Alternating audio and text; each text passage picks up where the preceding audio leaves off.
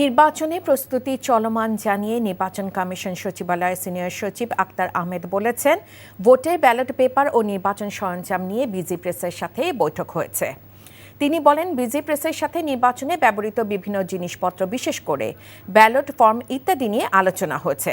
আর নির্বাচনে ব্যবহৃত পুরনো কাগজ ধ্বংস ও যাচাই করার বিষয়ে আলোচনা হয়েছে। মূলত এসব কাজের জন্য বিজি প্রেসের পক্ষ থেকে 3 মাস লাগবে বলে জানানো হয়েছে। সচিব বলেন, প্রবাসীদের ভোট ব্যবস্থাপনায় 3টা পদ্ধতি নিয়ে 3টি টিম কাজ করছে। তারা 20 এপ্রিল মতামত জমা দিবে। আর নির্বাচন কমিশনের কাছে আশু বাস্তবায়নের জন্য সরকার যে মতামত চেয়েছে সেটিও 30 এপ্রিলের মধ্যে জমা দিবে ইসি।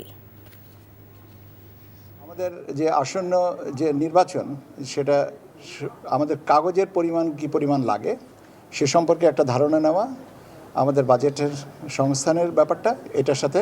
আর দ্বিতীয় জিনিসটা হচ্ছে যে আমাদের অতীত নির্বাচনের কিছু কাগজপত্র যেটা বিজি প্রেসে স্টেক করে রাখা আছে, সেগুলোর গুণগত মান যদি নষ্ট হয়ে থেকে থাকে তাহলে সেগুলোর কে ডিসপোজালের ব্যবস্থাটা করা। বান্ডেল থাকলে প্রতি সেনমানিতে টাকা বাঁচবে। বিকাশ সেনমানি বান্ডেল কিনে জিতুন প্রতি লেনদেনে।